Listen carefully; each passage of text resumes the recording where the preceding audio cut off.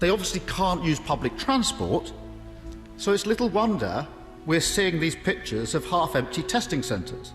So Britain's future might just be on the line, and Keir Starmer's first PMQs were a total train wreck. Yeah, Keir Starmer just had one of the most bizarre moments in British politics during his first ever Prime Minister's questions, leaving not only MPs, but the entire nation absolutely shocked. From struggling to answer key questions to throwing out awkward jabs, Starmer's behaviour left many questioning whether he's really fit to lead the country. And trust me, what happened at PMQs was more than just a slip-up. It could be a major turning point for the new Prime Minister. Can I welcome the Prime Minister Leader of the Opposition and all new members to the first questions to the Prime Minister. Mr. Speaker, the whole House will also want to join me in wishing Team GB good luck as they travel to Paris for the Olympic Games. And I also join with the Prime Minister in his warm words about our Olympic athletes. I've no doubt that after years of training, focus and dedication, they'll bring back many gold medals. Although, to be honest, I'm probably not the first person they want to hear advice from on how to win. But I'm glad in our exchanges. I'm glad, Mr. Speaker. Is Starmer really the right guy to lead the country? Well, this wasn't just a bad day at the office. It could be the moment that changes everything for the new Prime Minister, and not in a good way. Let's break it down. And I also join with the Prime Minister in his warm words about our Olympic athletes. I've no doubt that after years of training, focus and dedication, they'll bring back many gold medals. Although, to be honest, I'm probably not the first person they want to hear advice from on how to win. But I'm glad in our exchanges. I'm glad, Mr. Speaker. And I don't think any of us could be other than moved when we saw the video of him and his son that was put out during the election campaign. He talks about Team GB. I'm glad he's in a suit today because we're more used to seeing him in a wetsuit. In politics, first impressions matter big time, and Starmer didn't exactly nail his debut. PMQs are one of the most high-pressure settings in British politics. It's the ultimate test of a leader's ability to think on their feet, respond to tough questions, and dominate the political stage. But instead of owning the moment, Starmer stumbled through it. The stakes were high, and everyone was waiting to see how he'd handle the pressure. Keir Starmer stepped up to the dispatch box for his very first PMQs as the Prime Minister, but things quickly took a turn for the worse. Now, in case you're unfamiliar, PMQs is a weekly event where the Prime Minister answers questions from MPs, including the opposition. It's a make-or-break moment for any leader. It's where we see who can handle the heat. Usually, Starmer was the one grilling former PM Rishi Sunak, but the tables turned with Sunak now in opposition and Starmer on the hot seat. The question on everyone's mind was, could Starmer rise to the occasion? Let's just say the answer was no. Sunak started off with a direct question about the government's stance on Ukraine, a pretty straightforward issue given that both parties support Ukraine in its defense against Russia. But instead of the calm and collected response we were all expecting, Starmer went into this weird, rambling answer that had nothing to do with the question. It was an awkward start, but little did we know it was about to get a whole lot worse. So, what exactly went wrong? Sunak, in his first question, pushed Starmer on how the UK plans to support Ukraine moving forward. Simple, right? Well, Starmer's response was anything but. Instead of focusing on the crucial issue at hand, he tried to make it about the mess he inherited from 14 years of Conservative leadership, echoing old attack lines used by Tony Blair and David Cameron.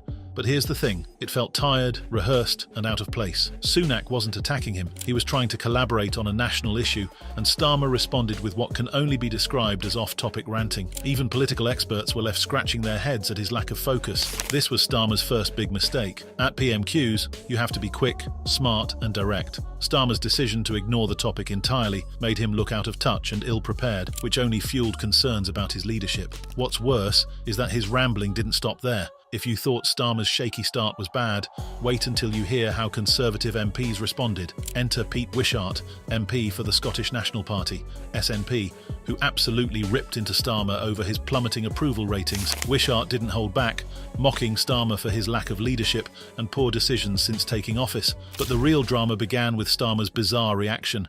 Instead of addressing the points raised, Starmer snapped back with a strange and almost smug response, taunting Wishart about how few seats his party holds. And while a good clapback can sometimes earn applause, this one just came off as petty and defensive.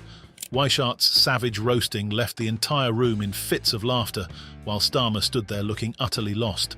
At this point, the damage was done. If Starmer hoped to show strength in his debut PMQs, this was the exact opposite. His reaction only highlighted his vulnerability, with many wondering if he could even handle criticism from other MPs, let alone lead the nation through tough times. But the chaos didn't end with Wishart's jab. Just the night before, Starmer had suspended 7 Labour MPs for voting against his government on the controversial 2-child benefit cap. This policy, which limits child benefits to 2 children per family, has been widely criticised for disproportionately affecting low-income families. SNP Westminster leader Stephen Flynn didn't miss a beat, pouncing on Starmer's weak spot by questioning him about this rebellion within his own party. Flynn pointed out that while Starmer claimed to be a champion of child poverty, his support for the 2-child cap said otherwise. Starmer's response? More statistics. Now, while stats can sometimes win an argument, in this case, they only made things worse. Starmer rattled off figures about child poverty in Scotland, completely ignoring the broader issue at hand. The room was left unimpressed, and the general feeling was that Starmer was dodging responsibility. One of the biggest takeaways from this PMQ disaster was Starmer's delivery. Sure, it's one thing to get facts wrong or dodge questions, but Starmer's lack of charisma and weak delivery really stood out. Unlike his predecessors, Starmer's responses lacked the quick-witted, sharp comebacks we've come to expect from prime ministers. His reliance on pre-prepared slogans and his inability to think on his feet were painfully obvious. Even when presented with predictable questions, he stumbled and fell back on overused talking points. Hear me out, political analyst Tom Hamilton noted. PMQs is a high-risk event where leaders can either shine or crumble. For Starmer, this performance raised serious concerns about whether he's ready for the top job. The ability to handle tough, unpredictable questions is essential for any PM, and Starmer's debut performance showed that he might not be up to the task. And this is the Prime Minister who's only had to fight for 2 things in his life. Last year, he lost a Tory beauty contest to the member for South West Norfolk, who then lost to a lettuce. Last week, when he finally came into contact with voters, he lost everywhere. No matter who the electorate is, the Prime Minister keeps entering a 2-horse race and somehow finishing 3rd. Given his track record, who does he think he's actually got a mandate from? Mr. Speaker, it's a bit rich to hear about mandates from the person who's broken every single promise he was elected on. I mean, go through the list, Mr. Speaker. Nationalisations, NHS outsourcing, universal credit, and now tuition fees. Mr. Speaker, he was for them all before he was against them. He's not just the softie, he's the flaky too. The fallout from Starmer's PMQ's performance didn't stay confined to Westminster. But here's the kicker. Starmer's responses were, frankly, lacklustre. Instead of offering clear solutions, he dodged the tough questions, shifting blame to the previous Conservative government. Sure, he scored some points in the usual back and forth with opposition leader Rishi Sunak, but when it came to specifics, Starmer seemed evasive, offering vague promises without any real substance. But he's suddenly taken such a keen interest in Greek culture, when he's clearly become the man with the reverse Midas touch. Everything he touches turns to... maybe the Home Secretary could help me out here. Rubbish. So will the Prime Minister do the country a favour? We'll have to check the tape again, Mr. Speaker, I think.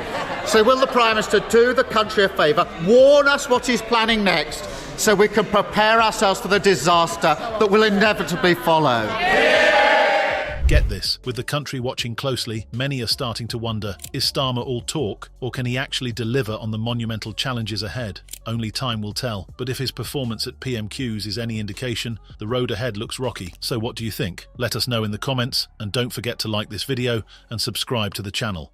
I'll see you in the next one.